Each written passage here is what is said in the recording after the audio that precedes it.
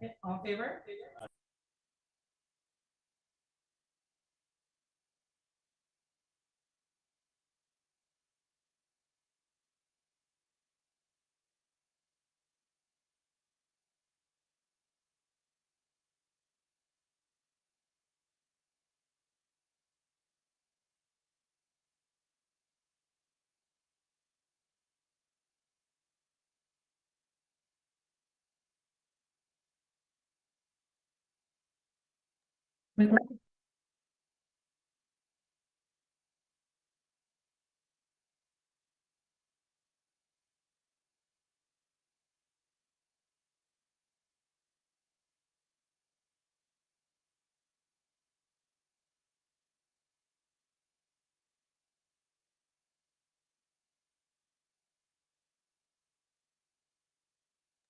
Charity bonds.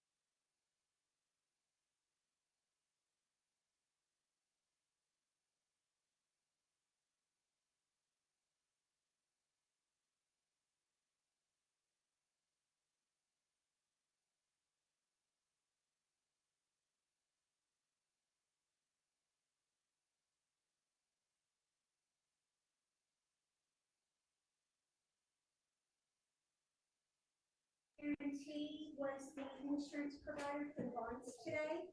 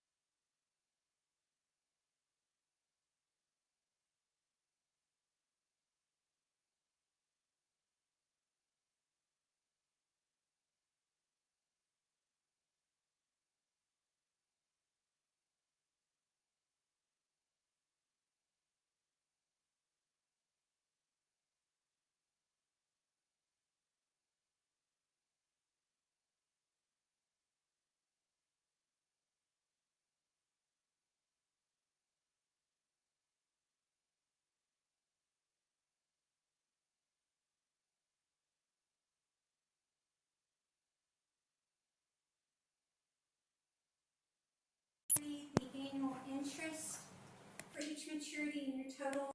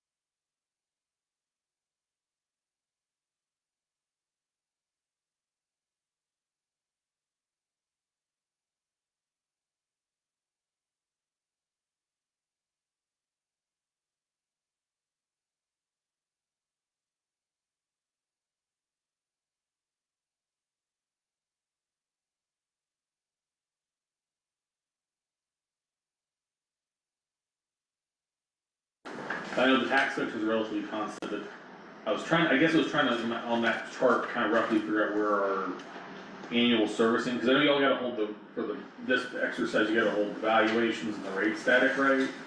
And so obviously the collections are static, but I was trying to like get a handle on what exactly is that 1,369,776 is not the exact payment each year, I don't believe, but I was trying to get a handle which part reflects the amount we're gonna be required to pay into this schedule, that's what I was trying to just get a handle on, is this the wrong schedule you're looking at for that? I don't, are you asking what would be the amount for each Okay, year? it's on page 5, is page 5 a better schedule for that? Oh, okay, are you Yeah, that's, I was talking trying to make sure if I can look at 4 or 5 to figure out what's going to be paid back each year, that's what I was trying to. Okay, now, if you will look under total outstanding debt On page, on On page page 4, 4, okay, that's, then that'd be the column I think you're wanting as each year, what is your total debt service payment? yes, that is accurate, yes, Yes. so thank you, that's, I just didn't know if it was 4 or 5 or if it was on 4 where it was on 4. Now, I just wanted to make sure I wasn't giving No. you the wrong figure to match your question. I appreciate that, thank you. okay, great. David, I'll point out that if you look at that little outstanding debt there on page 4, that's inclusive of the existing debt Yeah, so, here. yeah, cause I was like, it goes down I by was half, wondering and I was, I about knew, that too. I knew it was the inclusive, I was was trying to like, I wanna make sure, cause I was gonna look at what we were actually gonna be on the hook for, because obviously the amount we were on the hook for on the front end of that, on the beginning of the estimates and projection are is much higher than on later years. So just, and this is a follow-up question, this is what I was gonna build to was, the collections necessary to service our debt in 25, 26, and 27 will be a fair bit higher than we would need to service it in 28 through 2035 because we would finish paying off our existing debt and we would only have the new portion. Is that and I'm not saying you know exactly, just something conceptually, right? Like we would need less. So April 2027 is your last principal and interest payment for your prior outstanding debt.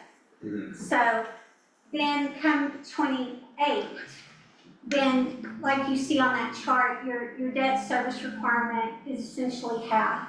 Because now it's only the park bonds, assuming no other debt is issued. Right. So, That was what was kind of built, it looks like that, this is a lot, but at the same time, it is less than the load we will have at the current. yes, Also considering there is still some more bond debt that we could issue. Yeah, We sure. could, what didn't pass, which was the fencing, remember? But I think we don't even have existing authority or other prior bonds. That's what I mean. It's yes, still- so Yeah. You do have you all It's been still approved. have, Right. authorized and issued bonding capacity for water, wastewater drainage facilities. Mhm. The district always has the option, if you deem it to happen, to go to election to seek, say, more park recreation bonds or water, wastewater, whatever it is deemed in your best interest.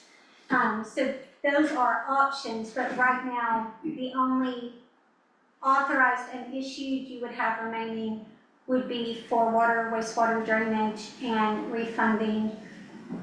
But y'all are so close to the big portion of that being paid off, you're really not gonna see that refunded right now. And then it would be too soon to even look at potentially refunding park bonds, and right now, I don't think you would get a better rate. Makes sense, yeah, thank you. Okay, good. Any other questions from the board? Okay, so Sean, next step is to, Yeah, so we also have There's consideration, one, do yeah. you wanna take the formally awarding at the very end? we can do that in one Okay. motion. I Just think. double checking. Yeah, so we have the order authorizing the issuance of bonds, and we have your bond counsel Jacqueline Hale here. Jacqueline, you mind just giving a quick overview of every single section of this order? No, just the high points. But then can you also just paint a picture kind of chronologically for where we go after tonight and how we finish the deal? Yeah, absolutely. So the bond order in your meeting packet under tab 3B has been updated to reflect the sale terms that Lauren just reviewed with you. So it will include the maturity schedule for the bonds, that net effective interest rate, and does actually formally award the sale of the bonds to TD Securities as well. And just at a high level overview of what the bond order is, for those of you who might not been through the issuance of bonds before, this is your contract with the bond holders. So it's gonna include all the terms of the bonds, certain covenants that the district is making with respect to the bonds as well. That covenant to annually levy the ad valorem tax to support the principal and interest payments on the bonds. Certain federal tax covenants as well, so we maintain the tax exempt status of the interest earned on the bonds as well. And some continued disclosure undertaking, which your consultant, your financial advisor, and general counsel, we all review those obligations to update the market to the extent we need to. You all are familiar, you're filing your annual financial report as well. That's kind of a continued disclosure obligation to update the market with respect to the district's finances. So at a very high level, that's kind of what the bond order does. It also approves a final official statement, which is substantially similar to your preliminary official statement that you approved at the last meeting. It's just gonna update that document to reflect the sale terms again. So after today, what we'll do is file this bond order along with all of the election proceedings from that park bond election with the Attorney General's office. As some of you may know, all political subdivisions that issue public securities in Texas, those public securities have to be approved by the Attorney General's office. So they're gonna review all of these proceedings. They issue an approving opinion as to the validity of the bonds, basically that they're been issued under state law, and they are obligations of the district. And then at closing, we also issue an opinion as to the validity of the bonds under state law and that they are tax exempt under federal tax law as well, so. That's kind of what the process looks like moving forward. Again, upon your approval tonight, we'll get all that filed with the Attorney General's office, and work with them to the extent they need more information, so we can get this closed. And Lauren, remind me the closing date. So you all are scheduled to meet on March 26th is when you'll see the reimbursement report. The funds from TD Securities would then be released on the 27th through DTC, and Jacqueline's office does a great job of coordinating all that. And then upon your approval Wednesday night of the reimbursement report, then Tyler and his crew can also give the go-ahead to UMB Bank, your payment agent registrar, to disperse funds to the correct places it all needs to land. Okay, That would include the corpus of the bond coming to you all right, for. so Crystal and I talked earlier tonight, and we talked about possibly moving that up by 2 weeks and having a special meeting. We would like to, can we do that? If not, why? The Looks like a closing no. or the approval of a The approval. reimbursement We report? could possibly do the reimbursement report earlier. I don't know how. If the auditor could get all that information in Yes. time and have it available, after the closing of the bonds, that would, mean going back to your purchaser today and saying, we've gotta move this up. And typically, we like to have 30 days so the Attorney General can review all this information and has sufficient time for a quick closing, I was gonna ask, what was the OAG's turnaround? You said 30 days? about 30 days. Okay. And so like if we try to do it sooner than that and they don't make it early, we kinda have to postpone anyway? Yes, because we have to have AG's approving opinion. to At closing, close. yes, Yeah. yes. Yes. Is there anything that you saw that would, you think give the OAG pause? No, all your election proceedings looked great, we, have various deadlines to meet with elections, a lot of affidavits that have to be signed, and so that all to be in great shape. I mean, I guess That said, the AG is always coming up Sure. with little, Yeah, that's what I was gonna ask, like, what is the normal questions or- turnaround right now? 'Cause I know sometimes like there's like these standard times, it sounds like, things, staff changes, things like that, so are they kind of just sticking to 30 days right now, or is it more like, that's what the hope, and then they may be later? Yeah, they kind of stick to 30 days, and because we do have election proceedings, if that was something, if y'all wanted to do a quick close initially, that'd been great to know, so we could pre-file the transcript and give them plenty of time to be looking at it. But right now, we're probably already backing up on the deadline, so 10 business days before closing that we have to file all of this, so, yeah, that Usually makes it. pretty regimented process there that they Yeah. stick through, and seasonality does play a role in That's- how quick you get through, but that's usually the end of the year. Okay, that's what I was curious about, this was, if there was a backlog at the beginning and the end of the year, I didn't know what the schedule was.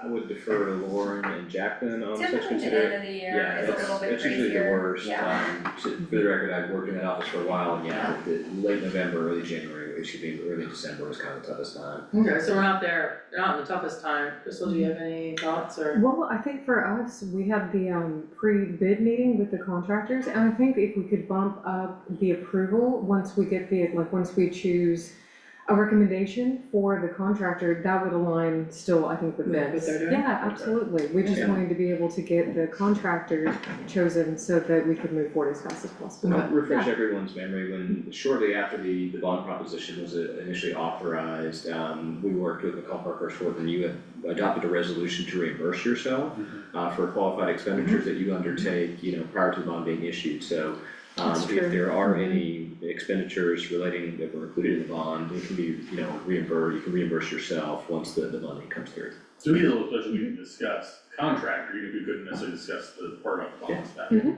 Yeah, that would work. alright, good. Okay, next up. We have one more thing here on the agenda, if y'all don't mind, actually two more things, under item, let's see, 3C, this is a amended and restated information form. This is a form that is filed in the real property records that contains basic information about the district.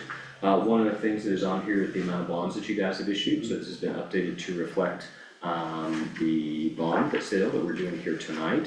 Item 3D is the addendum to engagement letter with BLX Group LLC for arbitrage rebate compliance services. I think Jacqueline might have mentioned this briefly, regarding disclosure considerations. You already have a contract with the BLX Group. They monitor on your behalf all the arbitrage considerations relating to your public securities. I think you've got one issuance still out there right now that they're doing that on. In fact, I think we just presented a report from them last month. But they will add this to the list of the services that they're doing for you guys. You have to have somebody doing it, so BLX is the group that we recommend to work with. Happy to answer any questions that you guys do have on items 3C and 3D. Okay, Director Shoemaker, No questions. Stanfield, No questions. Johnson, No questions? Young, No questions. Okay. So I don't have anything else here, just to make sure, Lauren, Jacqueline, do you all have anything else? So we do, Congratulations, great pricing. Thank you. Yeah, Thank you. And thank y'all for y'all's help on Can I ask one question? Yes, Just because this is my first time too. Is there, so like, I realize that TD Securities is the least expensive, I know. Is essentially price the only consideration for the most part? The 3.51%, is that, you know? So when you all give us permission to go out to the market, Mhm.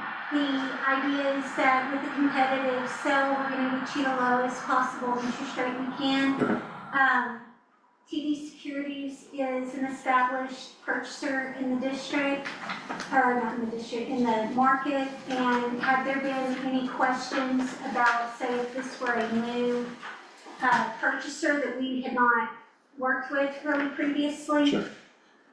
Probably Jacqueline and I, and possibly we would drag Sean into vetting out everything before we presented anything to you tonight. So these are all qualified bidders. Yes. So it's the lowest qualified Lowest bidder is qualified. kind of the way you decide, not you, but the way this is So decided. do we need to take? Yes. Okay. Yes. Cool, thank you. I'll lay. Alright. Okay, Sean's go ahead and lay out the actions that we need to take now. So board members, we effectively have to do everything under item 3, which is the bond item, just to review, this is to award the sale to TD Securities as recommended by your financial advisor. 3B, to approve the order authorizing the issuance of the bonds. Item C, to approve the amended and restated information form, that's the form I just explained that updates the total debt the district has issued and is recorded in the property records. And the last thing is to approve the addendum to engagement letter with BLX Group for them to do arbitrage rebate compliance services regarding the new issuance. Okay, do I have a motion to approve A through D? Motion. Second, Okay, any discussion? I'll go around one more time. Director Shoemaker, no, thank you. Stanfield? No. Yeah, okay. All in favor? Aye. Aye. Any opposed? Any abstained? Okay, that's 4 ayes, okay. Great, thank you so much, you all, we really do appreciate Apologies, a it. little more paperwork with all the bond documents, Okay. copies to the president and secretary. I'll get these to you tomorrow. Okay, sounds good, thank you all Yes, so much. Thank you. Thank you both again for your Yes. work on this, we really appreciate it. Okay, so now we're gonna move to 20A. Thank you, Jim, for being so patient. We can get through that. No problem. Welcome. Thank you for having me back. Always a pleasure to be here. Yeah. So like we talked about in the past, really have 2 executives here. It's to talk about project milestones, discuss overall updates, and any significant upcoming work. And I think this is gonna be the first meeting that we get the opportunity to talk about some significant on upcoming work. But I've been in communications with the general manager, Director Logan, Director Stanfield over the last couple of weeks. And we've had some great conversations about whether it's been traffic, or whether it's been garbage that's been dumped on South Block House. Thank That's cleaned up for y'all, so we're doing the best we can to be stewards of this project and make everything work for y'all. One thing that we did talk about last meeting with Director Young, you requested that we get aerial photos for y'all. Right. So that has been approved by NFM and their marketing department. So what we're going to do is we're gonna be posting, it's an overall aerial of the project. It's a tremendous view of the whole 117 acres, and that'll be uploaded to the cedarview.com website, their landing page. So you'll be able to go on there and, Which is not this. that's not, that's Yeah. a completely separate topic, I apologize. That's an image from Multi Vista that we use, but that's for a different purpose, so that we're gonna post it on a monthly basis.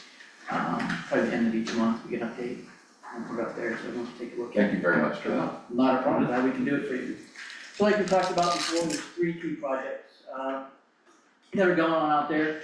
One is the Shield Sporting Goods store, which is off to the races, which is the one y'all see, it's swinging steel, and we've got some precast walls up and stair tower, so they're still moving, and they're doing tremendous, they're still scheduled to open in October. May I ask the size of the Ferris wheel that we can expect? Is it gonna be indoor or It's outdoor? indoors, Okay. it's an indoor Ferris wheel. Oh, you don't call me out on this one.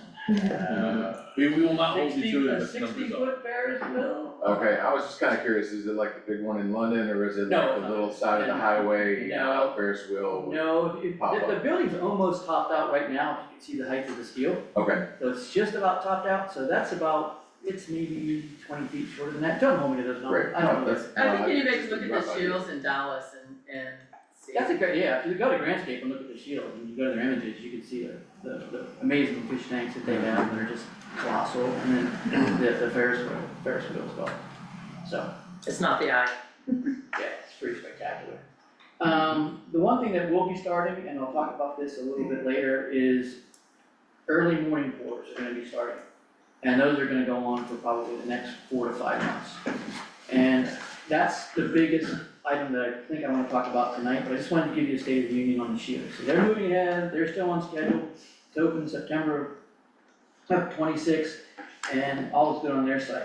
With regard to NFM, I know I talked about having a representative here, NFM, the store, from their contracting firm, but unfortunately they had a family issue today, they couldn't be here, so I will make it a point to make sure they're here next month, and I apologize for that. But they're still on track to complete January of 27. The underground's underway. I mean, you may not realize they're going vertical, but to go vertical, you have to go down before you go up. So they have drilled a significant amount of concrete piers out there, anywhere from 20 to 40 feet deep. The steel's been staged on site, so they're gonna be seeing them going vertical here probably in the next 35 to. People like myself that live closer, can definitely feel it happening and the earth shaking and stuff like that, So so. we have, one thing I can say, and we keep on site, and we monitor on a daily basis, is we have the sound monitors, we have the vibration monitors, and we have tolerances that we're allowed to be within, or. Yeah, I'm not complaining, Yeah, but we can, there are Yeah. several of us that can Yeah. hear what's going The on. good and the bad is it's solid rock, so it's great for construction, but it's also bad for construction. Everything has to be sawed out, everything has to be drilled, you just can't dig through stuff there, so. That's still gonna be going on for at least another couple of months till they get those piers done, but then you're gonna have all the erection on top of that, so the site work should really, from a vertical standpoint, should really slow down. Let me ask you this, if you don't mind me interrupting. Of course not. There are planned to be the Shields, the NFM, there may be a large hotel. Yeah, look at that large hotel. Convention center. When will construction estimated be finished on, like, it's, On those 3 elements, when will they be finished? or all the elements? We are pushing for, there's also 6 pad sites on front along New Hope. So we're pushing to have the 6 pad sites along New Hope, the NFM store, the Shield Sporting Goods store, and the hotel and convention center, all wrapped up as far as construction's concerned, and we can get a temporary certificate of occupancy, which basically means everything is done, up to and including life safety issues. So there may be punch-out items and things that need to be done. We're shooting to have all of that done. I'll give you one blanket date, January of 2027. And this is all listed on the Cedar Park. Yeah, it is. Like I said, I can give you exact dates, or exact months for each. Like I said, Shields is September, October 2026. NFM is January 2027. The hotel follows shortly after, 30 days after that. And as you can imagine, on a project this scale, we would like to have that whole frontage area open as well. So all of the different, I can't disclose what they are yet, for negotiation, all the people that will be running the pad sites will be established as well. So we'd like to get everybody in there. Now, in addition to that, there's also about 26 or 30 ancillary acres that we're talking about developing. So that's what multifamily is for, that's what some other entertainment venues are for. So that's the big push for us. That would then, that would have necessity be between the current site and Blockhouse? Is that, maybe I misunderstood you, additional acres? No, it's internal to the 117. Oh, okay, sorry, Yes, so, I misunderstood. no, if you would imagine going from New Hope, you have some pad sites that are Right. several hundred feet deep. Then we have a large area, about 32 acres, Right. before you get to the hotel convention center. Okay. So that's really what, it'll be right before the hotel convention. Okay, great. And are y'all thinking like, you mentioned like the deadline for everything to be open? Are they thinking like kind of doing, where everything's gonna kind of open all at once, where usually someplace might be finished like 30 days before? No, Other it'll be- aspect? no, It's just no, gonna, it'll be as things short, finish, yeah. they're gonna open, okay? Yeah, so when Shields opens in October 2026, they're open for business. Today isn't giving her open for business, so we'll be ready to go. That's good enough, thank you. Alright, awesome. So like I said, the NFM project's still on schedule, the hotel convention center, we're looking to start April 2025, so we'll start dribbling piers there, the hotel convention center. And like I said, we're looking to wrap that up in February, first quarter of 2027. Ongoing work, and we'll continue, I'll take this off the agenda this year, after this meeting, but we finished the storm tie-ins ahead of schedule in Thanksgiving, so woo-hoo. So that, I'm gonna take that one off for now, but Yeah, the grass is greener too than ours. Pardon me? The grass there is greener than ours too. Thanks for recognizing that, I appreciate that. I'm like, yeah, Drive by it every day. I know, yeah, it looks really great. And that's only temporary. Right. We're gonna take that out and put sod in, so either way. Which brings me to the north boundary line, which is that 2,500-foot long CMU wall. Director Logan and Director Stanfield were out there the other day, and we looked at it. And it looked at the 30-foot buffer area behind it. And it's something that we talked about before, and that we were gonna go ahead and restore that, do the planting and revegetation required by our landscaping plan. And we wanted to get that work started probably in another 2 weeks. And what that is gonna encompass is we're gonna put in over 55 4-inch trees back there, over 250 shrubs, over 600 yards of mulch, over 79,000 square feet of hydro seed's gonna go back in there. So we're gonna completely do what's required of the landscaping plan as part of the alternative equipment compliance plan that's been part of the Cedar Park, submittal. It seems like there's a lot of live oak in there. Are we keeping that? Everything is staying. Okay, Everything you see there is staying. We're gonna go back through, we already cleared and grubbed it once, if y'all recall, almost a year and a half ago, but Mhm. we'll go back and do some small mowing, but everything that's there, all those trees are required to stay. Okay. That's part of the requirements that we have at the City of Cedar Park. So in talking about that, we will need, this is the handout that's in front of y'all right now. So if you can look at it, and it might be a little hard to see, and I've gone over this with,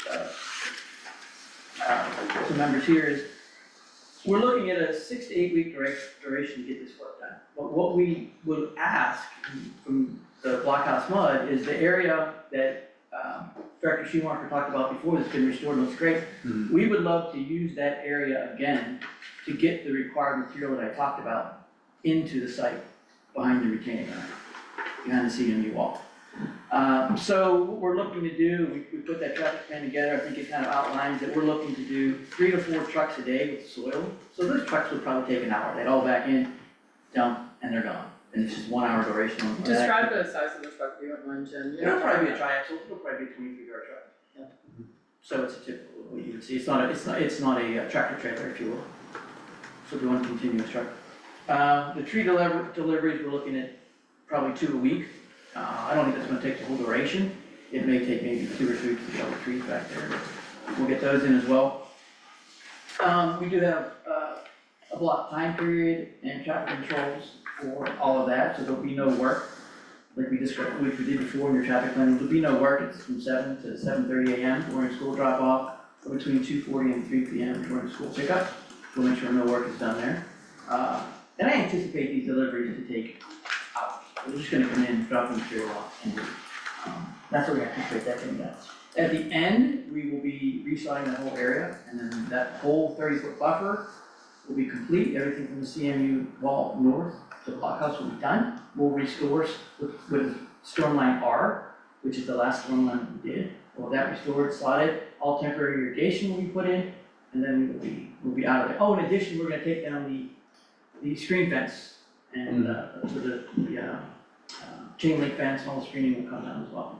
The one thing that will stay in place is there's probably about a 2-foot high silk fence that's installed, and that has to stay in place until the vegetation is stabilized, and then we'll come back and take that out. So that'll probably stand for at least another year, but it's almost not noticeable.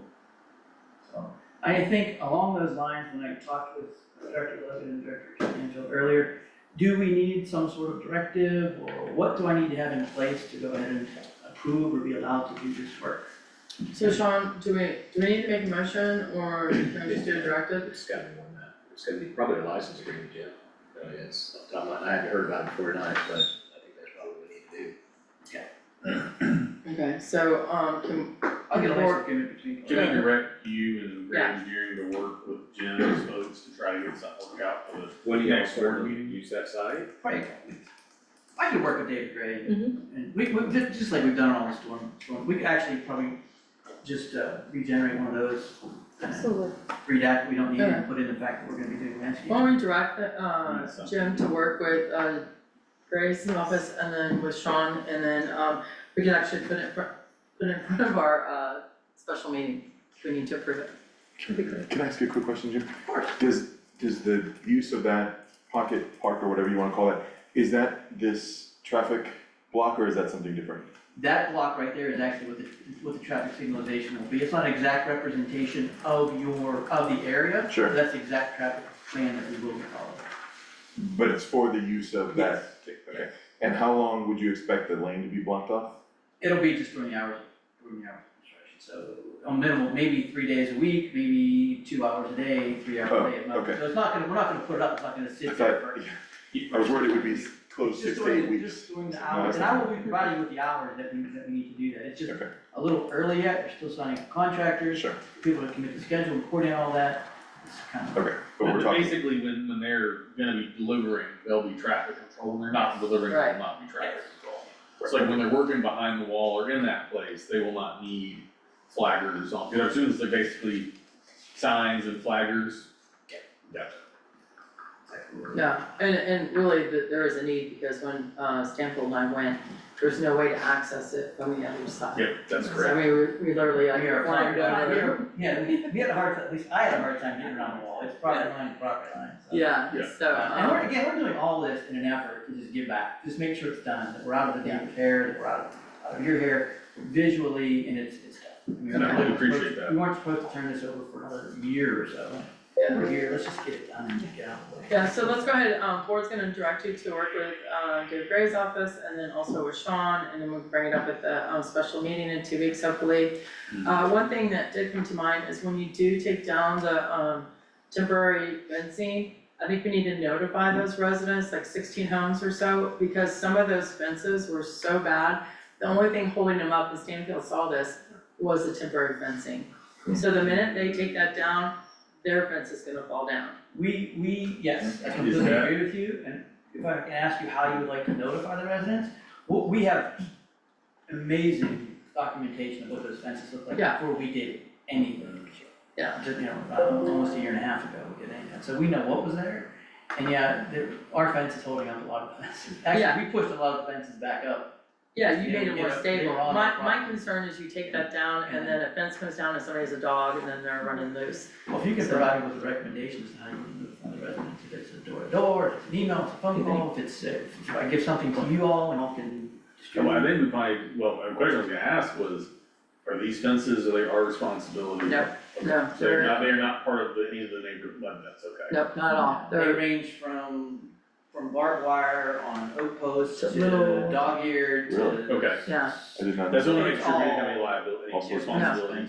the mud doesn't, and I don't even know if all those homes are in the OA section. I just think that we need to, No, we definitely need to notify. yeah, Can we get with Lisa and talk about the best way to handle that? yeah, so it could be communications, it could be NFM, subcommittee, whatever, let's Yeah, just figure it we'll out. Figure it out. And we'll get back in touch with you, because we do wanna notify them before. Of course. And quite honestly, yeah, I don't say that. Yeah, no, we'll move forward, we'll figure it out. Okay. Okay. And then the other thing that I really want to talk about were these early morning reports, so. We have requested from all of the contractors, from NFM, which is the store, from the Shield Sporting Goods store, and from the Hotel and Convention Center, a 6-month look ahead. And the reason why I'm requesting a 6-month look ahead on early reports is because I want to make sure that we have an end duration in sight. I'm not saying that it's going to take 6 months, but until I get the schedules on Friday, I won't know exactly what that duration is. I sent an email that I forwarded all the contractors early today to the general manager, to Director Stanfield and Logan as well. So at a minimum, they are going to be required to give us a 4-day notice prior to any pour. So there'll be 2 separate notices that'll be sent out. One will go to the city of Cedar Park. They'll go directly to Development Services. They will then notify the city manager and the police department when these pours are gonna occur, so everyone knows what's going on and when it's going on. A second email will be sent to Director Logan, Director Stanfield, and the general manager, also outlining what's going on. In these emails, it'll identify the contractor's name, the contractor's contact information, the date of the pour, the duration of the pour, and that general information. I know once City of Cedar Park gets it, they're gonna go ahead and notify, like I talked about, the city manager and the police department. We talked earlier about when the Blockhouse Mud gets it, you're gonna go ahead and notify the residents that these pours are gonna take place. All we are required to by code and by the city of Cedar Park is to notify residents within 600 feet, but we thought it was the best idea to notify everybody. There's no reason why anyone can't be aware of what's going on. let's get ahead of any phone calls that may come out there, because we know they're probably gonna happen. Just some general notes and something that we have been doing as often as we can, when we do have significant concrete pours. One of the things we will be doing is we will be silencing backup alarms, which is just, is a huge lift to get that done, and will definitely help the pours and the sound pollution. And then any temporary lighting will be focused again south on the site, so towards New Hope, and all the temporary lighting will be focused on the work areas only to limit the amount of light pollution that's in the air. So again, an email outlining all of this has been sent to the board, so y'all can take a look at it and more like that. But I wanna let you know that's going on, and I will extend to you the dates as soon as I receive them. But again, I want you to remember that these are tentative dates. This is a construction site, things change, and I just want you to respect that. Yeah, if we get hard rain, it'll push it back. Yeah, some people, some of these contractors, no, they don't know. So remind me, is there a way we have to communicate to residents? There's my official way that you do it. Okay, so- I just need to make sure that it's done, Right, so that we're in compliance and what we agreed to. okay, so they're obligated to inform them 600 feet from the project site. Director Stanfield and I on the phone today suggested that we just go ahead and notify the entire community. It's just easier, it's just gonna be as much work if we notify, that many. Plus, it will impact people like myself or Stanfield, people on the other side if cause the traffic is gonna be impacted, so if you leave early in the morning. So I think it's important to notify everyone. We talked to the GM, so what I'd ask is with the board direct the subcommittee to work with the GM and with Jim to work on those communications. And we can put on the e-sign, we can do the email alerts, we can do, as Stanfield recommended, the water bill alerts. So anybody that has a phone number or an email will get an alert on it. We can do newsletter, we can do Facebook, we can do website, so there's many communication avenues that we can use, so. The one exception that I will make, and as Director Logan knows, the Sampson contractor that's doing the shields, they've tried several early morning pours, and we've had conversations, I'm like, no, it's too early in the process to get that going, so I backed off 3 pours already. Our first pour will be next Thursday, the 6th. So I'm anticipating you'll get notification, if you don't have it in your inbox already, you'll probably have it tomorrow. Yeah. But So that's we'll gonna happen. need to work with Crossroads. And I appreciate your efforts on getting that out to the residents as quickly as Yeah. possible. And if this one is only needs to go to the people within 600 feet, then that's what happens. But going forward, I think this should just become a process. When you get there, you just hit forward to all, and it's. I guess what I would ask is you let us know ASAP, so we're not just right on it, so. No, I'm gonna provide you with the schedule. Okay, knowing that it I'm could hesitant change. to provide you with a 6-month schedule because it's just way too much information. Okay, But here's the monthly schedule, but in addition to the monthly schedule, that's just to give you a heads up, for the Okay. magnitude of the pours, or if there aren't any pours that month. Just to give you an order of magnitude, and then you will receive a notification from each contractor when they're doing a pour. okay, So you're gonna have 3 separate contractors giving you 3 separate requests. okay, alright, make sure she's on this. Yes, and again, I And probably apologize Sean. because it doesn't populate, but I did get you all the emails, so I hope you all have a good one. We'll make sure we loop Sean into it. We will do that, and that's really the major site updates that I have. With regard to the roadway project, phase 1 is wrapping up. I think you've seen the barrels move a couple times for phase 2. Phase 2 is gonna be wrapping up maybe in another 2 months, and phase 3 is gonna get started, so there's gonna be a significant traffic change there, I just wanted to let you know. So the traffic pattern on 183A is gonna change, because we're gonna have what I affectionately refer to as the Texas turn, the U-turn opened up over there. And then, work is gonna shift from the north side of New Hope to the south side of New Hope, so on the town center side. So now we're gonna start to work along NFM frontage road. So we're gonna start expanding the roadway, developing decel lanes, Okay. XL lanes, all those types of things are gonna start going on. Alright, Still gonna be extended until 2027, but that's gonna be the next. great. Hey, Jim, this was really good information, thank you. Thank you for updating the entire board. We'll continue to work with you directly and, we'll keep moving from there. Just, before we let them go, anybody have any questions? No? Thank you for coming tonight. Awesome. Thank Thanks you. very much. Alright, have a good evening. Yeah, you'll do the same. Okay, we're gonna move forward, it's almost, well, it's after 7, so I think we can plow through this. Sandy's not here, she had another commitment, so she'll give us an update. I know you're working with her on the 4th of July. Shoemaker had a call with you today on that, so it was good. Lovato, Nothing really to report, other than that one incident with the gate and someone trying to cut the chain. There was no damage found, the person wasn't located. Other than that, that's really the only thing we have, everything's been pretty calm. Was it in Lano or No, it was across from Apache Park. It wasn't to one of the parks, it was to the, where the motorcyclists used to go? yep, yes, yes. okay. Oh, down Fantastic. towards Tonkawa. I mean, like it's at Apache, but down that, It's exactly. that- It's that- across that the street easement. from The- Apache. On the south of the curve. Yeah, Yeah. Yeah, okay. Okay, alright, thank you. thank you. Thank you. And if you need to take off whenever you want, or you can hang around. I know Yeah. that you've got some going on, okay? Premier, Recreation, Mark. So the big thing right now, for our operations, we're just getting prepared for summer, getting everything might be hired on and starting trainings and everything else. Happy to report, we have about 75% of our staff that ended last year returning this year. Oh, that's So we awesome. don't have to train a lot of new staff here, it's gonna be a lot of the same lifeguards and we'll have a great turnout for that. As far as the equipment goes, we had an incident earlier in the month where the chlorinator here at Tomlinson had stopped working. It was a short in the controller that Landmark took about 2 weeks, but they came out and repaired that. And then just last week, we had the big freeze. I got a call from Director Sanfield that we had water rushing out into the front out here, so I came right up and sure enough, all of the pipes for the feed line to the chlorinators had frozen and completely busted open.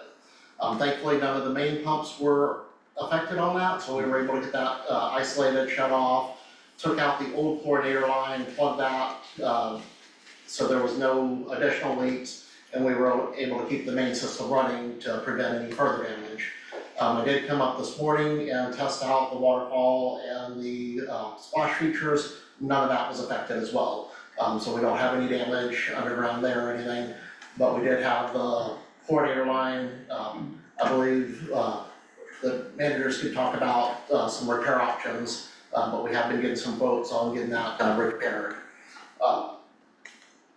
And then, so Landmark fixed this one, we also had the same pump that was leaking, the acid feeder pump at Apache was leaking. I had repaired that once before, I went ahead and just replaced that pump for you, got that taken care of, so now that Apache's working, no issues at all there. We are ready for the hurricane, or for the tidal wave season. Wrong community. I know. Boo. His daughter's on. Yeah. I know. But we are prepared for the tidal wave season, they have their swim test coming up this weekend, and we've got lifeguards in place for that.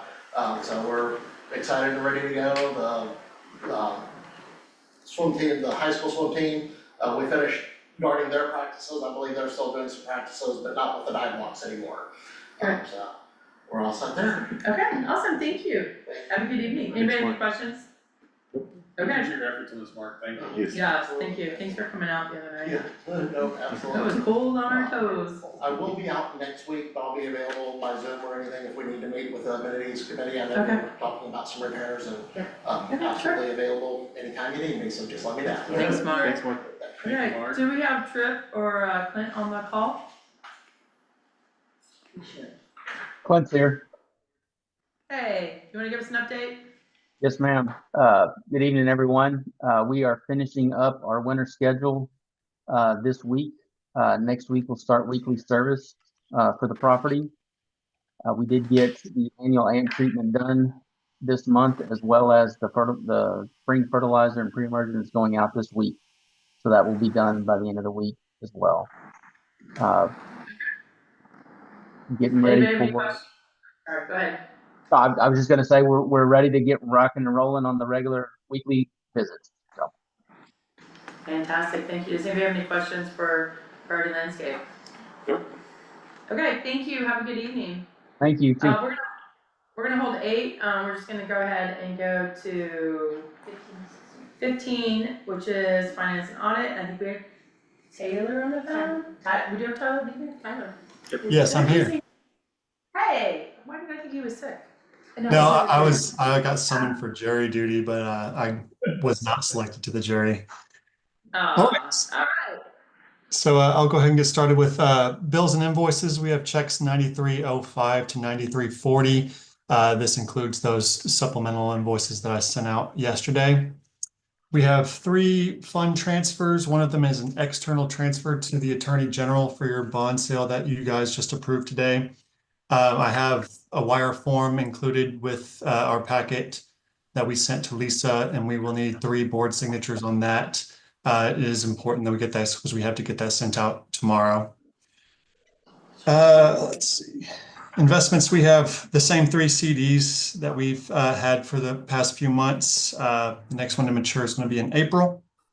For tax collections, we're 93.43% collected, which is right where we expect to be at this point of the year. And I also have an agenda item for review the first quarter financials for 2024 and 2025. I've gone over this in detail with the finance subcommittee, but I'll give you guys a pretty rough overview. For revenues for the first quarter, we have about $2 million. And for expenses, we are just under $1,929,000. That puts us at an excess revenue of about $1 million. And that's expected for the first quarter. Our tax revenues are going to be pretty much a majority in the first quarter. That being said, though, I am happy to say that we are $90,000 ahead of where we budgeted for the quarter. So good start to the year. Okay, thank you. Do I have a motion to approve the payment of bills and invoices, fund transfers, and investments? Motion? Do I have a second? Second. Any opposed? Okay, great. Thank you so much for that update. Banking consideration 16A, is that you as well? Yes, so we are up. I'm sorry, Sean. No, you go for it. I appreciate it. So we're updating our lockbox account. That's the account that the funds from any resident payments for water and sewer bills go. It's currently with PNC. We're updating that to First Citizens so that it matches with your other checking accounts. And we do have signature cards with that as well. If this is approved, we will need all board members to sign. And Director Logan, I have several places on there that need signatures from you. Yeah, Sean, thank you very much. Perfect. Sean, if you have anything to add? So Tyler, I don't, but we might be talking about different things here. I'm looking at item 16A, and that relates to resolution confirming depository location for the merchant accounts. And I'm happy to go through this, and I had heard from, Ben here. Ben is actually out sick. You could probably speak to this more aptly than I can, but I worked with Andrew Hunt and a couple of the other folks at Crossroads. And this reference is the same thing that Tyler brought up. It's the just changing the location of where your money is gonna end up going. Right. And so, for you engage 2 companies, T-Tech and Bluefin, that handle essentially your electronic payments. These are e-checks, credit cards, these sort of things, debit cards. And so they have requested the execution of a couple of documents, and then in addition to that, a resolution confirming the change and specifically authorizing the board president to execute those agreements on behalf of the district. So happy to answer any questions you have. I drafted this resolution, Andrew looked it over, and there's another gentleman, White Eagle, I think, on your side, who is running traps there. This should suit our needs, so happy to answer any questions you might have. This is, I think, is just a corollary to what Tyler was talking about, but unlike the check payments, these would be just for your electronic payments. Do we need to vote on that? We do, yeah. Okay, do I have a motion to approve the resolution confirming depository location for merchant accounts? Motion. Second, okay, any opposed? Okay, moving forward on that. Thank you, Tyler, thank you, Sean. Community garden financial account, do you have an update on that? Anyone? As of right now, we're the credit card reader is funding to our regular checking account, and we're just flowing that through the general operating fund, and any expenses that were to come through that, we would just ensure that we are not spending more money than we're getting. Okay, perfect. Anything from the subcommittee? Nope. Okay, then we're gonna go to 20, report from Crystal. Oh, excellent. I'm gonna jump ahead since we've talked about the bond issue pretty thoroughly. On Tumlinson Playscape, we, prepared the bid documents on the project and of course they've been out publicly. We had a pre-bid meeting this week, in person, on site. It went really well. We had a great attendance and a lot of interest from people, contractors who showed up. We have the bid opening, scheduled for March 4th. And once we have the opportunity to review, we will make a recommendation on who to potentially move forward with within about 2 days, of course, with Trent's expertise included in that. So we should have a recommendation to y'all by March the 6th. And that's where we brought up, if possible, we could always move up and have a special meeting so that we could present, who we recommend to y'all and we could move forward and be a couple weeks ahead. Yeah. Maybe a couple weeks ahead, certainly. Right? Yeah, Yeah. I can use that with the part of it, yeah, I think that'd be great. So can, whoever needs to work on our special meeting, the calendar notification, will you work on that? Yes, and so Crystal, y'all are advertising, The or you're 4th? accepting bids on the 4th. You got it. And I think I heard you say you'll be ready for the recommendation for the 6th. The 6th, so anytime the week of the 10th would be ideal, I think, to allow everybody to get everything covered. Next week, right? So, yeah, Speaking of minding spring break, but Yeah. Good point. so the 12th, we're looking at the 12th. Okay. Yeah, so are we thinking just a, I can't. I know we can, Can we do a day before? yes, Maybe the 11th? I'm Would sure- the 11th be Absolutely. okay? I'm sure I Yes. can. But let me check before I fly to. Okay, March 11th, Shoemaker, I'm looking both calendars. Stanfield, I can do the 11th. Johnson? Hold on one second. Okay, It's you not on? working right. It works. Oh, yes, I can do the 11th, sorry. Okay, so we have a majority. Yeah, let's put a note for the 11th, yeah. Okay, will that work for you? That'd be we fantastic, thank thinking you. just a single item meeting? Guess we'll Single see. item, possibly maybe two, Yep. Yeah. Oh, Or is but it at least half? top two, Yes. yes, Yeah. only two. Okay. Okay. Go ahead. Oh, excellent, no, those were our main updates, otherwise, just been coordinating with Jim, of course, on the NFM site development, and of course, we'll coordinate with him on the licensing agreement that we discussed. Great, thank you. Thank you for taking the lead on that as well, and looping Sean in, and Lisa, Absolutely. please. Will do. That's, okay, fantastic, thank you so much. Yes, of course. Let's go ahead and go to Crossroads. Ben's not, Yeah, it's not here, we have Natalie on the line. Ben's the one that's sick. Yes. Hi Natalie. Yes, hi everybody. This is Natalie with Crossroads Utility Services. Ben is out ill today, so I wanted to go ahead and give an update on his report. On section A under system maintenance repairs and repairs, he wanted to mention that the water loss is a little bit high. It was at 16.59, but there was a large service leak at 16804 Creek Lake. He believes this is the source of the water loss, and he'll be tracking to see if we trend down next month. Under B, write-offs, I am looking for a motion to approve one write-off in the amount of $69.96. Item C, AT&T fiber installation in the district. He said there's no decision or motion needed here. This is really just an update for everybody. Ernie, who is with AT&T, the supervisor, said that they're going to start on March the 4th in the north part of the district, and that's going to be Spumani, Chardonnay Crossing, St. Genevieve, Napa Valley, and Bordeaux. They will be micro trenching still and have been given instructions on how to do locates through Crossroads when necessary. Item D, there is a proposal for the board's consideration that we would look for a motion for as well. This is for an installation of a cellular-based auto dialer at 3300 Spumani Lane. He said that you should have the quote in your packet to review, but the new dialer system, at the lift station is needed. For the last few months, the dialer has been calling out, but not calling out for the correct issue. For example, it's been calling out for high level, low level pumps are off, overflow, electrical trips, etc. So the current dialer is a Dialogue Elite by ANTX. It's over 6 years old, according to the records that we have. And this new dialer would be more precise and accurate for callouts to all our Crossroads team. And it does come with a 1-year warranty.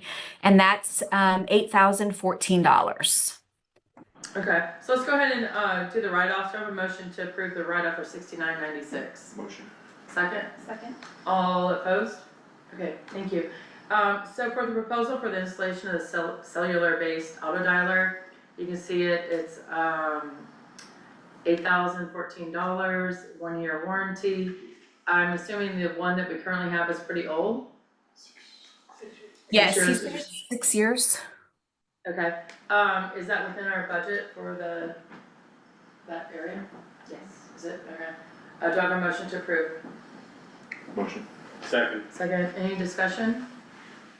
Any opposed? Okay, thank you, that was approved. Thank you very And- much. We appreciate you. Yeah, thanks Natalie. Thank you, Natalie. Thank you. Okay, TDS is Jamar on? We do not have Jamar on the line, Okay. his report is in the packet, and we will be bringing you back, item 23, at the next possible special meeting. Okay, fantastic, so are we done with all the consultants? I believe that we are. Okay, so we're gonna go ahead and move back up to 8, which was the wood pile, and I'm gonna let Dr. Stanfield take the lead. Okay, so you have a packet, the first part, part 1, Director Young and I had a conversation on the phone about the wood. He kind of shared his vision and what he was interested in seeing happen with the wood.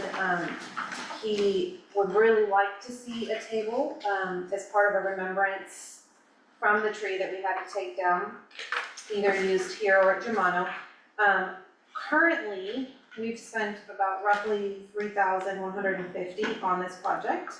I spoke with Tripp about that, and he kind of explained that process and how it took extra loads to get it all back here, and there was a couple of extra fees because of how big the project was.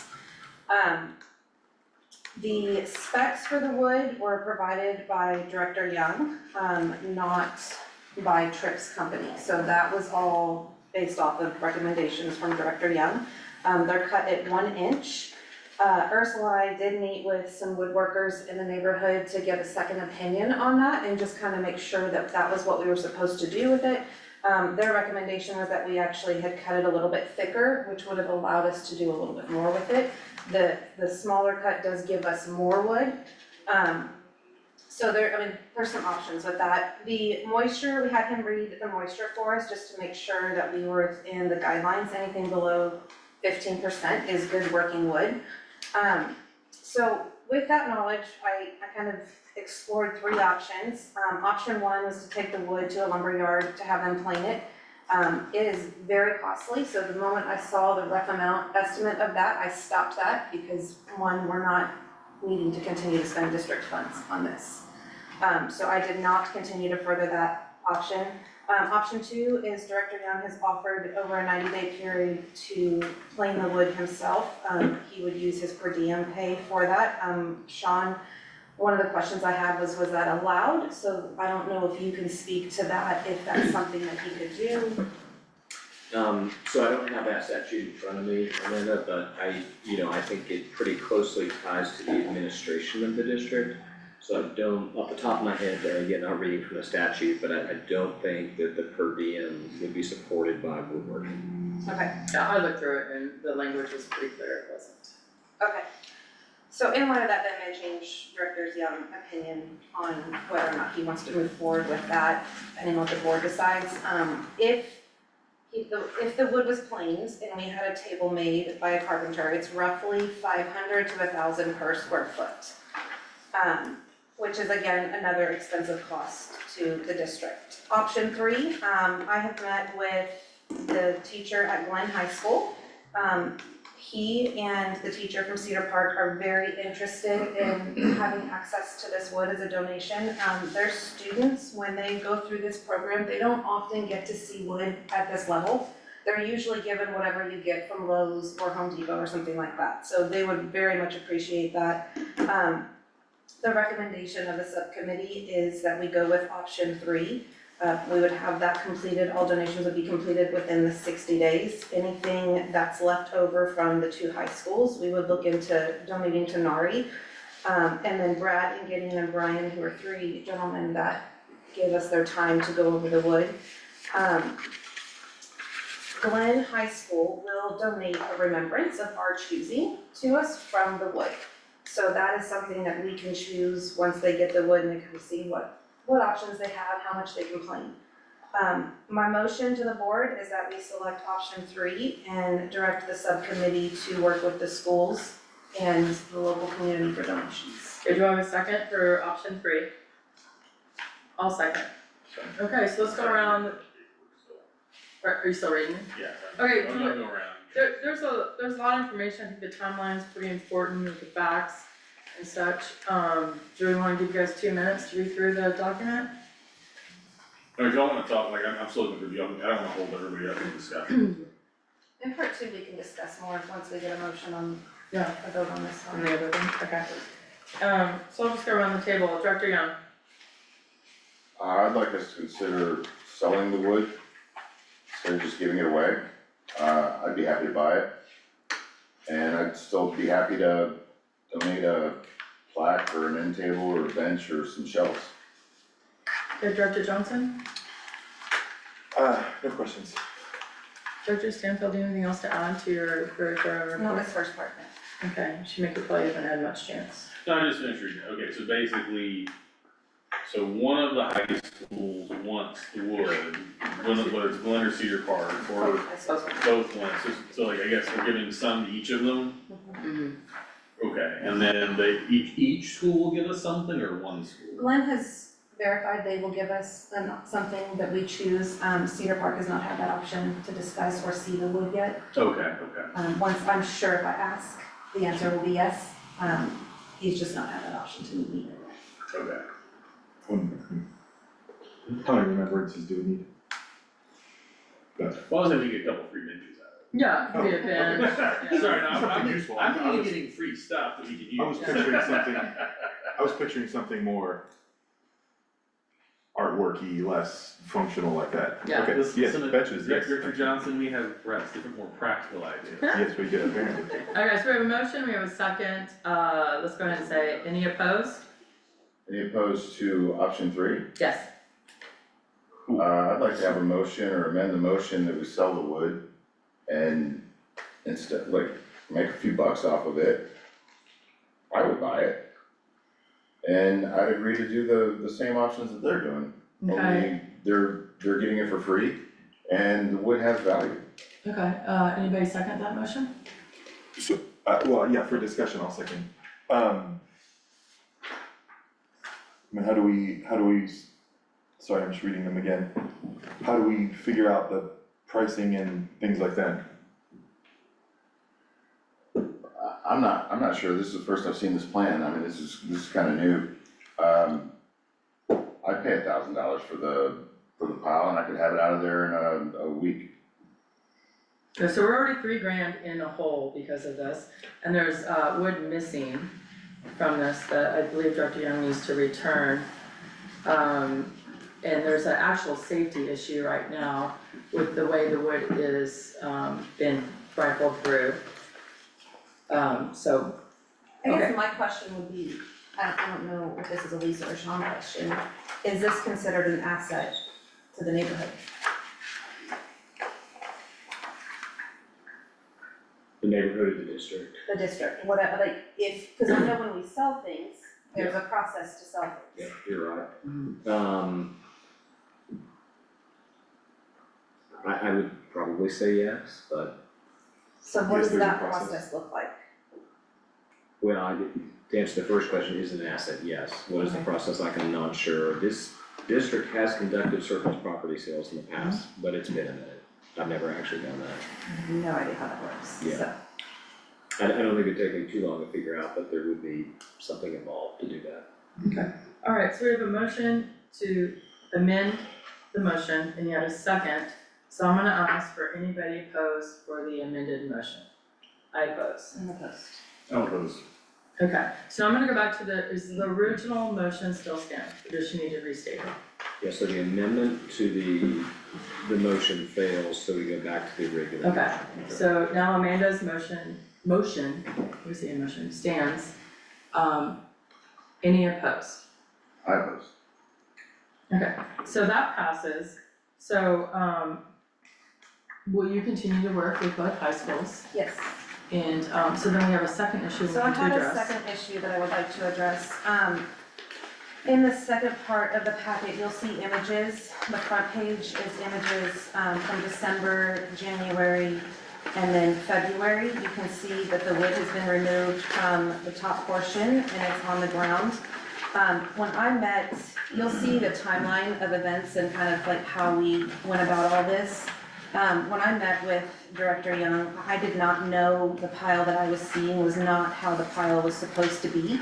And I had received an email from, Lisa forwarded me an email from Travis, very frustrated that the wood had been gone through and that it was now creating a safety issue.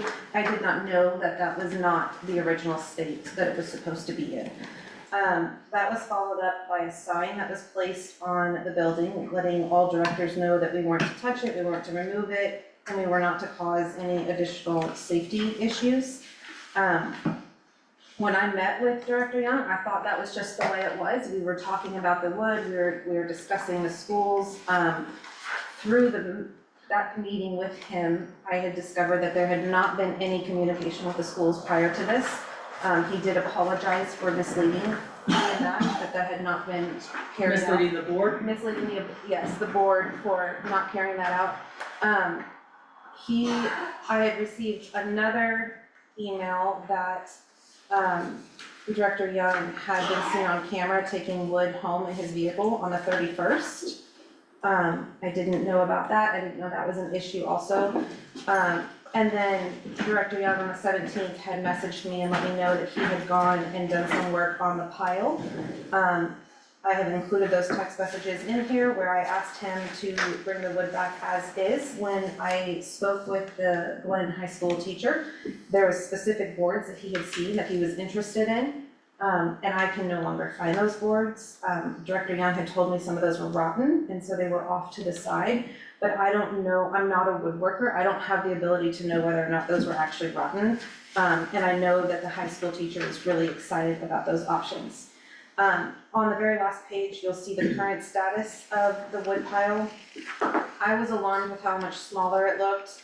Director Young told me that was because the little pickets were removed from it and it was now just sitting on the 2x4s. It is a safety hazard for that area. It does look worse. There's a lot of broken and cut boards and damaged boards, which is very difficult when we are working with people who are wanting to give these boards away to, and now they don't look like what they originally saw. To remedy this whole situation and just make sure it doesn't continue to happen, I would motion that the district confiscate Director Young's keys tonight and direct him to go through the district management to return the wood by close of business Friday, February 28th. Could you have a second to our motion? I'll second. Then we're going around for discussion. I'm gonna start with you, Director Johnson. I don't think I have any questions or comments at this moment. Okay, Director Stanfield, do you have anything else to add? No. Director Schumacher? I think we should I'd like to get the wood back, but I have qualms about having differential treatment of directors regarding their keys. I mean, you know, that, I think for better or for worse, this board has always operated on the basis that all the directors have a key, right? That has led to other issues, so I'm not saying it won't lead to issues, but I have qualms about differential treatment. Yeah. So. Okay. I definitely agree that we need to get the wood back. Can I ask a question specifically to Director Young? How many times in the past 12 months have you removed wood from that pile? Twice. Twice? Okay, because I think we have, proof that you've removed 3 times. So I wanna make sure that we're not wrong on that. Okay, it sounds like we're approaching legal issues, which, like, put it out there, and I'll be quiet, I'll get an attorney, and we'll figure it out. There's no reason for us to have to go through this, right? Because I was the one tending the pile all along. I'm the one that put my lumber, I donated it to stack it properly.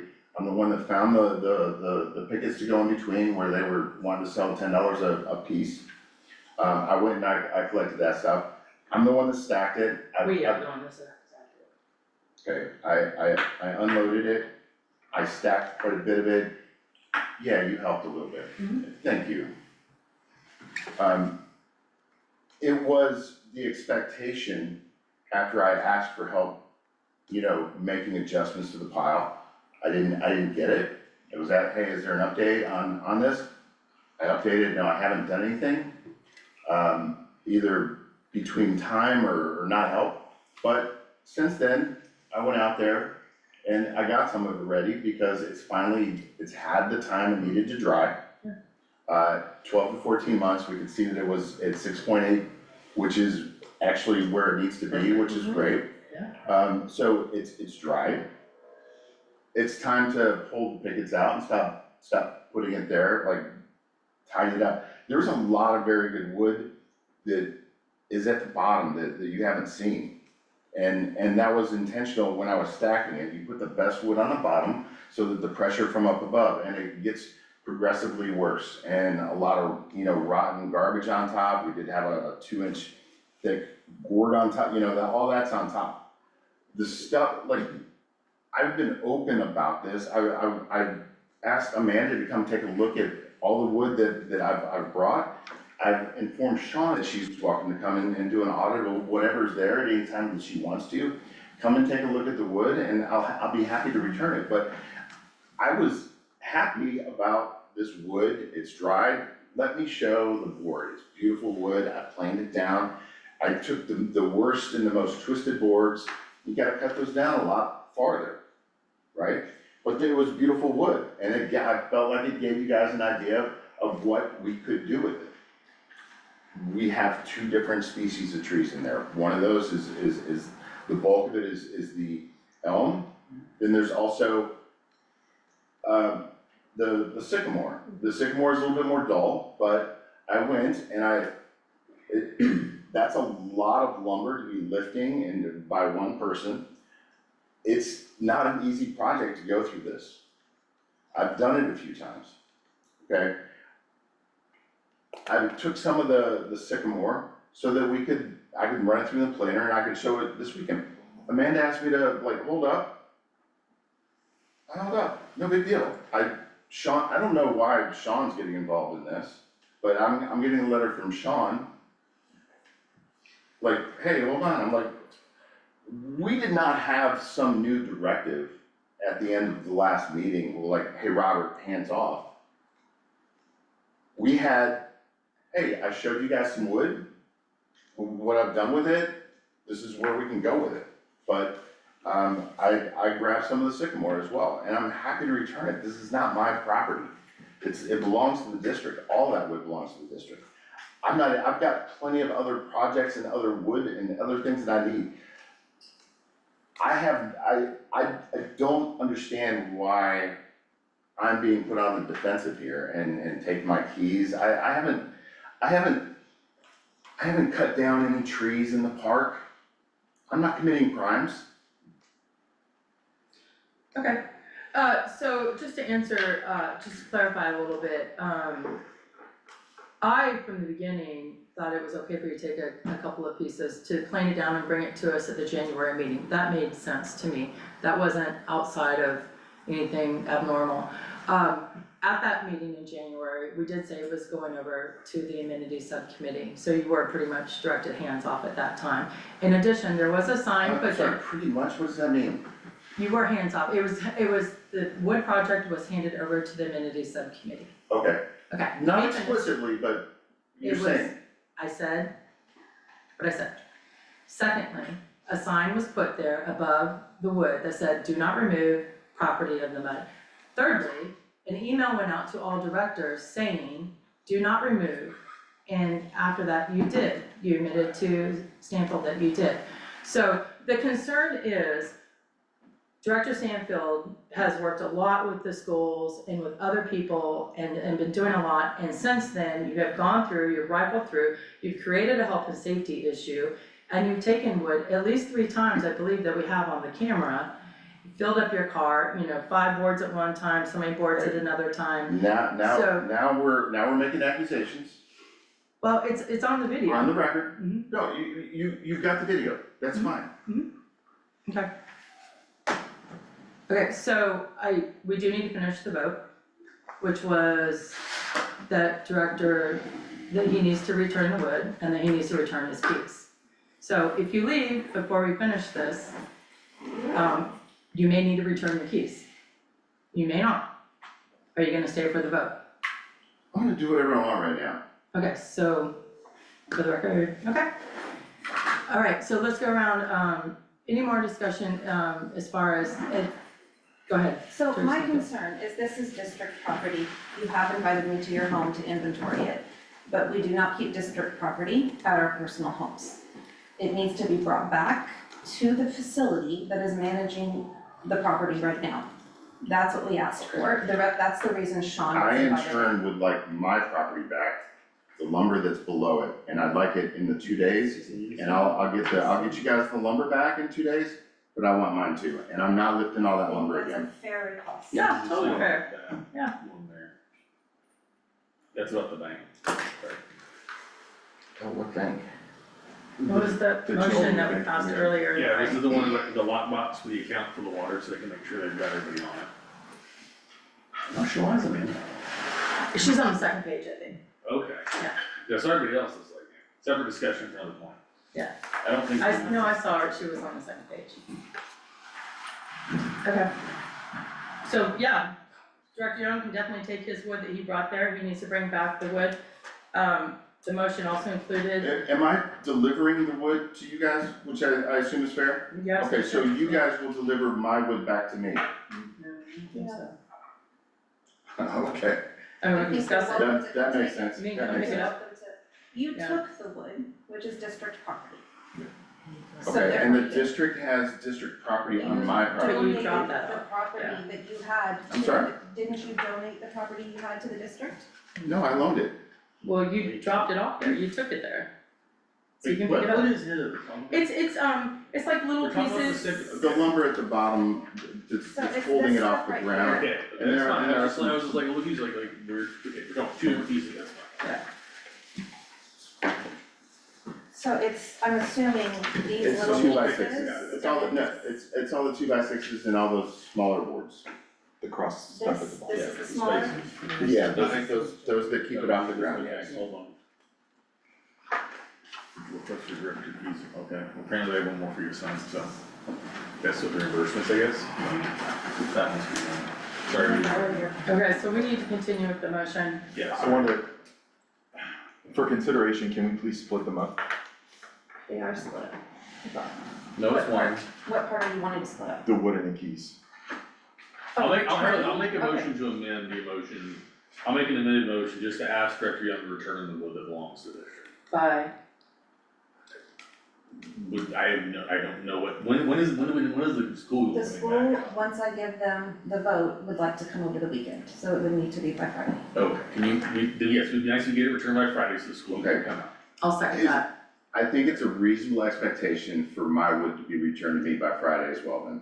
No, I don't, Well, I mean, You brought it to the park and you took that wood from the park, I mean, that's, to me, I mean, I that's guess different. if you're bringing your wood, is it okay if you pick your wood up when you come there to get it? I mean, I guess I'm really confused, but why would you? I'm probably not gonna spend a lot of time restacking it as nice as I did the last time, and. Well, Well, you did a pretty that's- good job last time, I so. think that's fine, like we're asking for the wood back, I'm not asking you to restack it, but I guess when you bring your wood, the wood you've got of ours, or the neighborhood, the district's back, could you just get your wood then?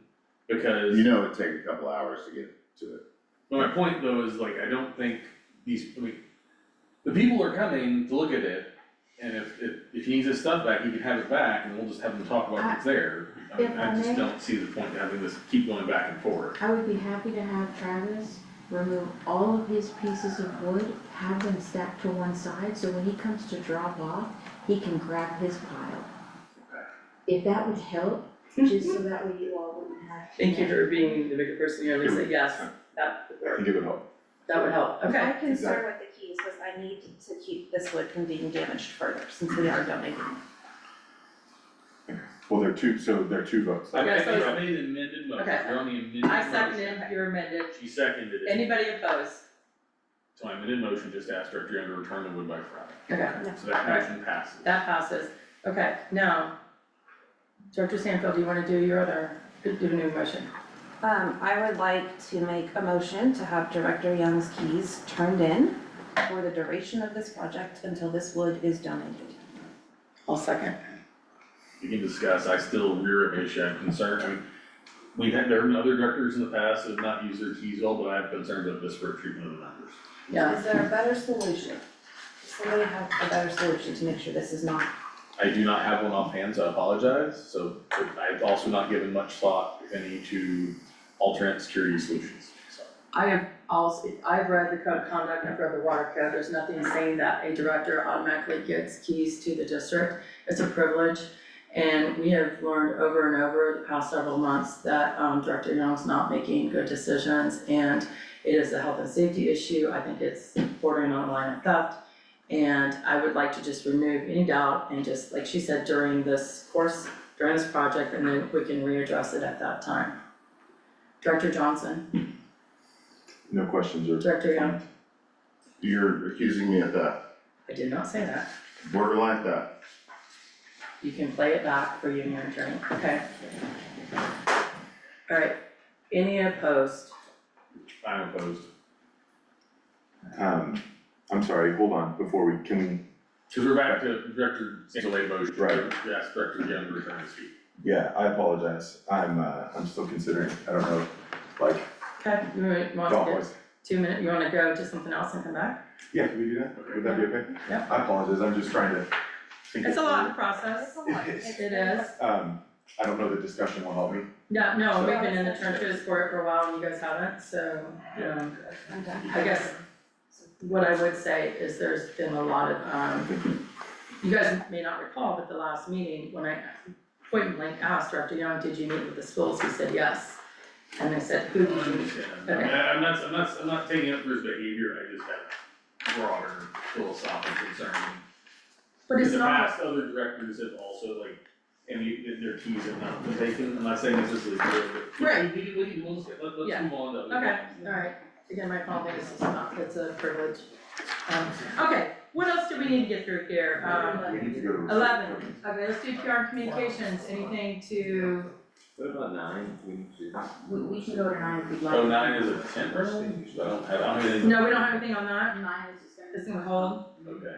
11, We can go to 10, 11 if you want to, just to get those out of the way. 11, do we have anything on communications? We had a communications subcommittee meeting, we had a good meeting. The memo is inside the packet. We are working on the April newsletter, March newsletter has already gone out. As always, I like to say it over the owl that we are always taking resident interest. And we will be, working with the PR, communications subcommittee meeting, group to be able to push out the April.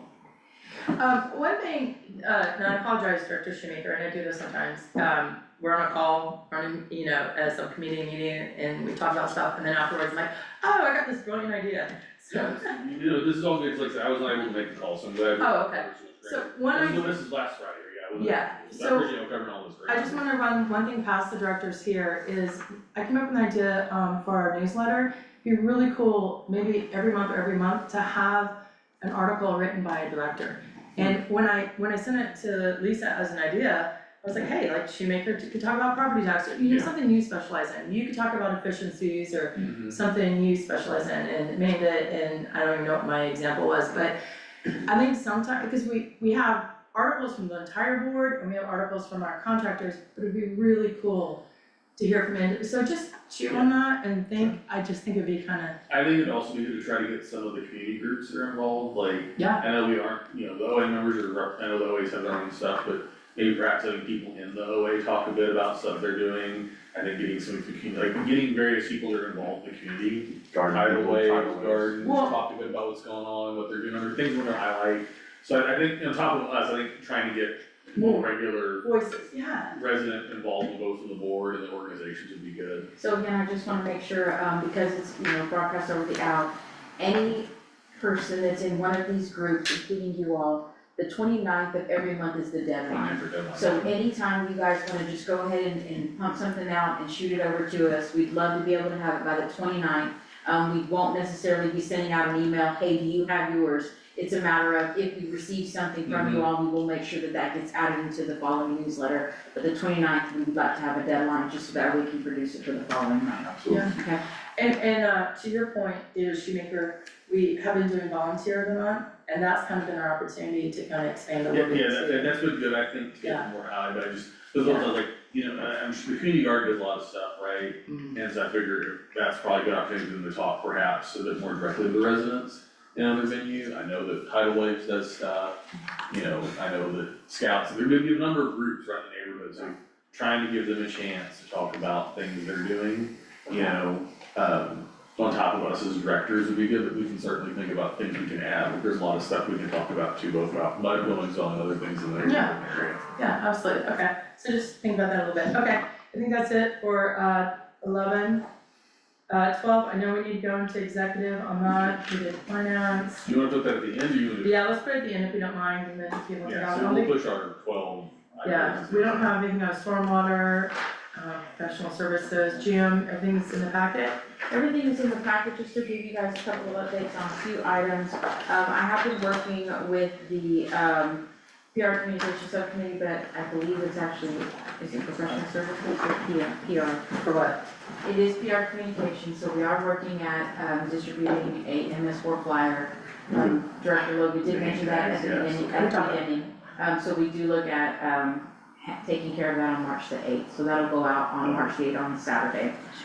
We did have a conversation with amenities, which we missed, and it was about the block covers that are at Apache Pool they are wearing.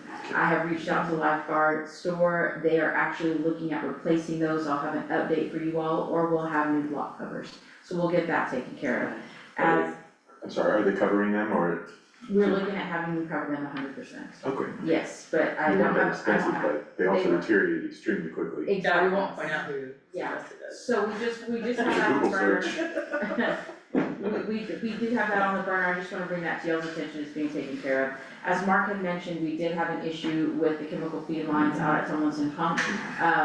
We are actually going to file a TML claim, that is actually in process. I do have 3 plumbers at the moment and have 1 more, it's super important that we get this right. We'll bring this back to you guys, in the subcommittee, so we'll make sure that we get that covered.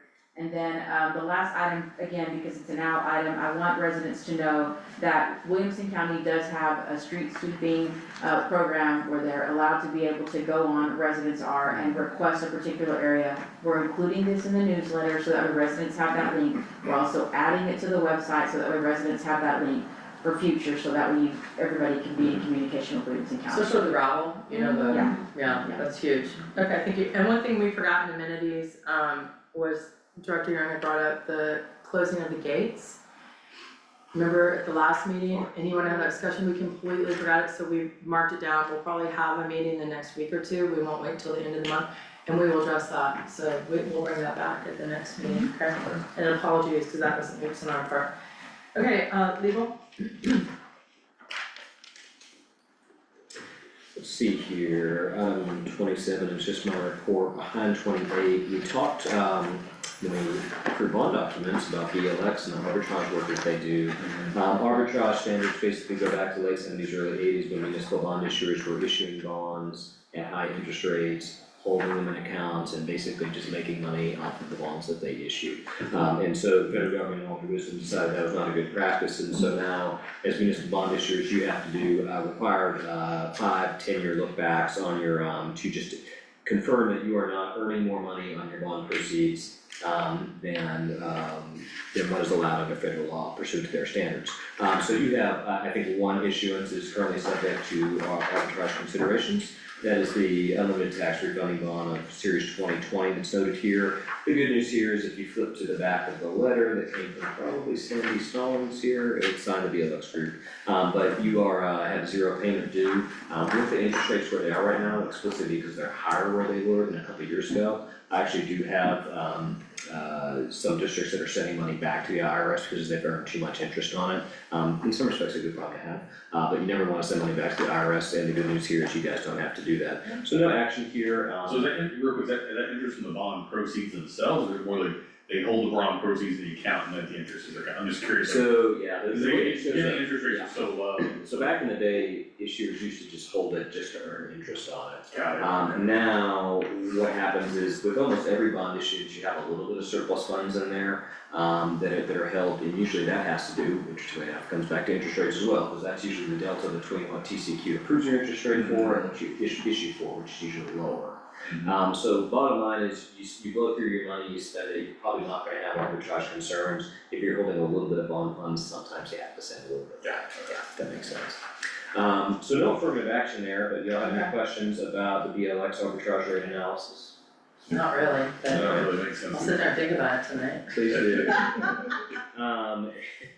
And with that said, I don't have a crystal ball, and I'm not gonna put Lauren on the spot to ask her when the Fed's finally gonna take the interest rates down, but, you're at 4% now, munis are probably going down from here, so you probably won't have this concern with your upcoming bonds.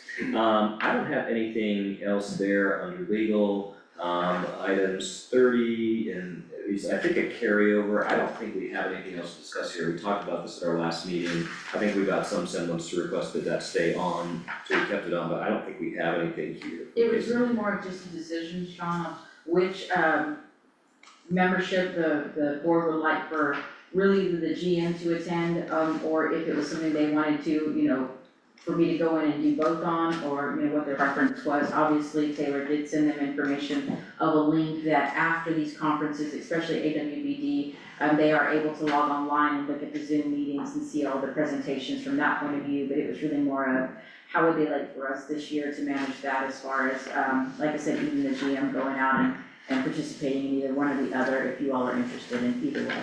The problem is, the agendas aren't released until right before the conference, right? So we can't even look at an agenda right now and say, this would be the best one for her to go to. I think historically in last year, we put AWBD in the, budget, and I think that actually is a broader, it has better, attendance, it has better topics. Ew, sorry, there was a thanks, you guys are all probably watching that happen, right? Yes. But, I think the struggle is with Case, Trent is president this year, and so the quality may have gone up, so.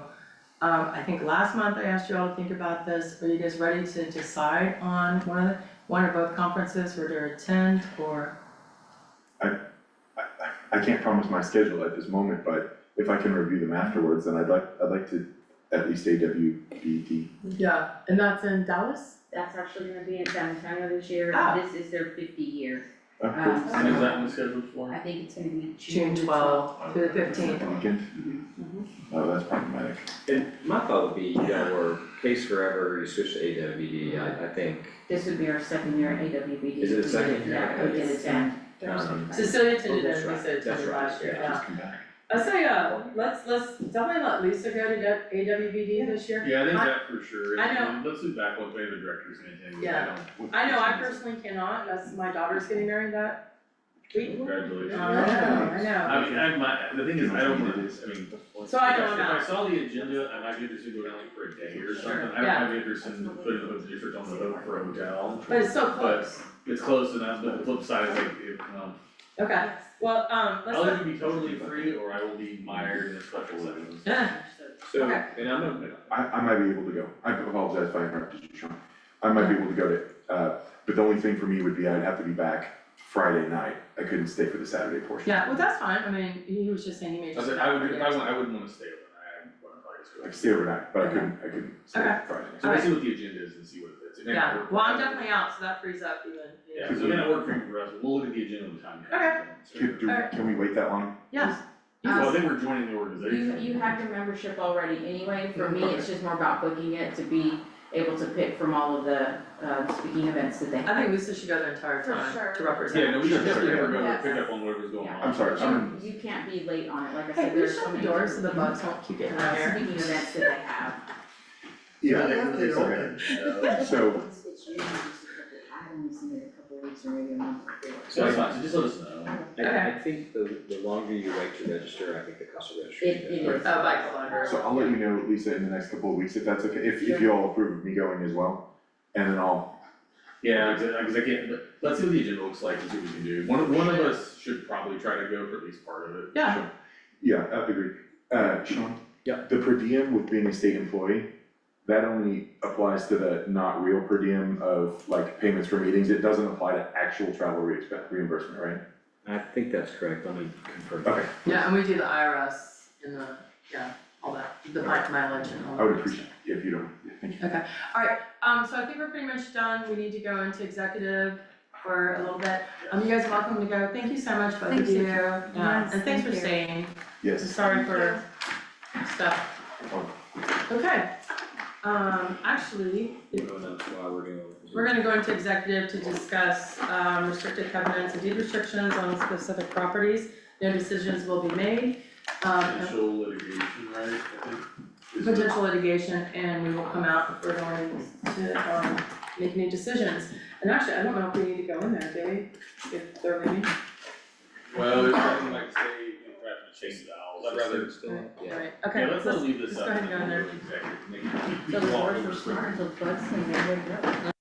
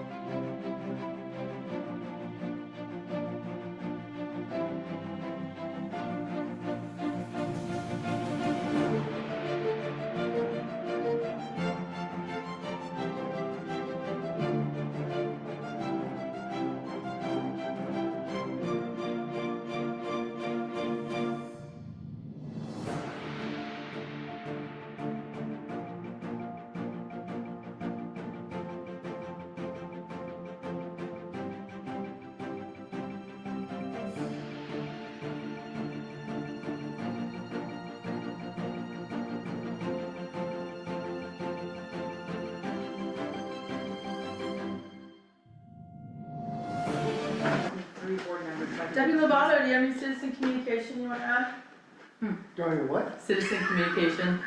No, I'm good. Are we back up and left? Okay, I'm sorry. Okay, great. We are out of executive session, no decisions were made. Excuse me, Director Johnson. Yes, so I'd like to issue 2 directives to Umberson Brown. Sean, so on the first one, on 2805 Alexander, we would like to countermand our last directive to you, and instead of dismissing the motion for default judgment, we'd like to leave that lawsuit open for now. And then for 2511 Beverly Cove, at the last meeting, we authorized Umberson Brown to move forward with a lawsuit, but we would like to rescind that authorization at this time and not proceed with the lawsuit. Was that sufficient? Like, how do we vote, or those will be directives? That can be directives. Okay, great. And just real quick, like, the comments, since we're back on the record again, that, you know, it has always been beneficial for residents to reach out and discuss with Armberson and Brown and CAN and the MUD when they have restricted covenants issue, because obviously it works out better for everybody in the end. Okay, I thank you for that reminder, Director Shoemaker.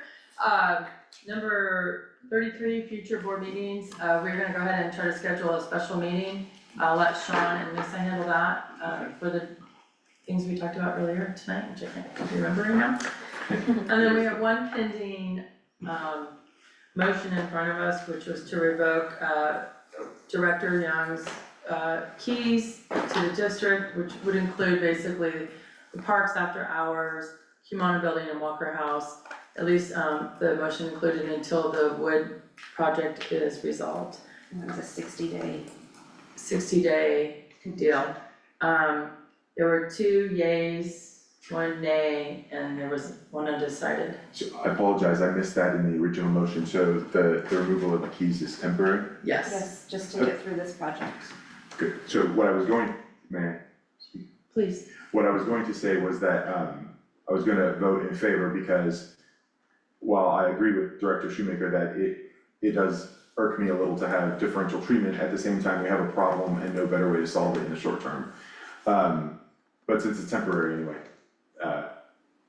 Okay, so, so there's 3 ayes and 1 nay. and one, No, I'm, well, he's not here, so he can count too. right. And the count, okay, so that passed. How do you recommend? Yeah, so my next question is, I can email him and instruct him to bring his key here. Sure. Within the next 24, 48 hours. Just because there's a. Well, you wanna have him return his key when he returns the wood at the same time? No, there's nobody there. Okay, cause you'll be, okay. And actually, what would be ideal is if he returns the keys tomorrow, 24 hours. Yeah, I think we have until Friday for him to return the wood. Yeah, And that's what I was asking. he can't, Could be here on Friday, he could drop the key off, or he could meet Travis out there and he could. oh, that's true. That's the thing, is he's gotta bring the wood back, and I was thinking, if he didn't bring it all, we can But tie it up. the key to this is that he does talk to Travis and gets there by 2:30 to drop off the wood, or else Travis won't be there, and then he has his key and he can just drop it off. I would like, No, yeah, I assume, I assume when we talk about having him drop it, he give it to somebody on the staff, not just leave it at the building. absolutely. Okay.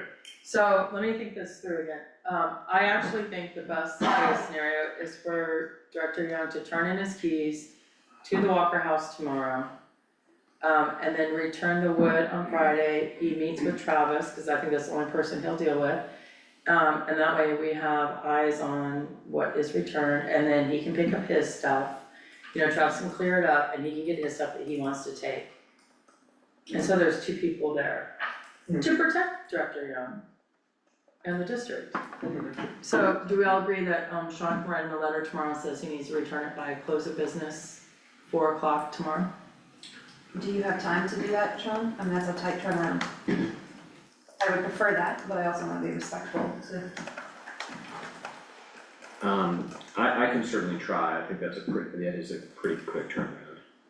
I mean, Could ostensibly have plans tomorrow. Right, I was thinking that too. I mean, the same deadline for the keys and the wood, even though they're not gonna be at the same place. I mean, we're less than a mile from all of those areas. yeah, I mean, the keys are fine on Friday, I just wanna make sure that he coordinates with somebody for the drop off. Yeah, you need to make sure you get the wood back, yeah, I mean, And it has to be by 2 o'clock, cause Travis leaves at 2, cause he gets here at 6. If not, I mean, the only other person I'll probably listen to, I don't know if he will even now, is you. Well, when I texted him earlier today, he said that we would only be speaking through the attorney, since I involved the attorney. Okay, and I'm not bringing Sean out at his hourly rate to watch him drop off freaking wood. I usually work on Fridays. That would be amazing, If you- so that way we wouldn't have to involve Walker House. I usually try to stay until afternoon drop off, or afternoon pickup for the kids, so. Okay. Which is past 2, right? Yeah. Okay, so Sean, would you take the lead and send an email and say Deputy Lovato will meet you? He has your cell phone number. He does. Connect with Deputy Lovato, he can hand off the keys to you, you can watch him drop off the wood, you can watch him take his wood. That's the safest, cleanest for everyone. Does everyone agree? Yes, I think so. and the sooner that wood can be picked up, the better, Yeah. Yeah, we'll get out of the wood business. Yes, and we're done. and not get back into it. No. Okay, alright, good deal. Sorry it went the way it went, but unfortunately, I think this is what we need to do right now to ensure no further, it's very temporary. Resolve differences. Yeah, and I appreciate everyone's input on that, and thank you, Lovato. Okay, do I have a motion to adjourn? Second. Alright, Aye. all opposed. That's what Sean told me to say, Alright. like 3 months ago. Okay. You're probably like, yay, or so we're finally doing that. You need to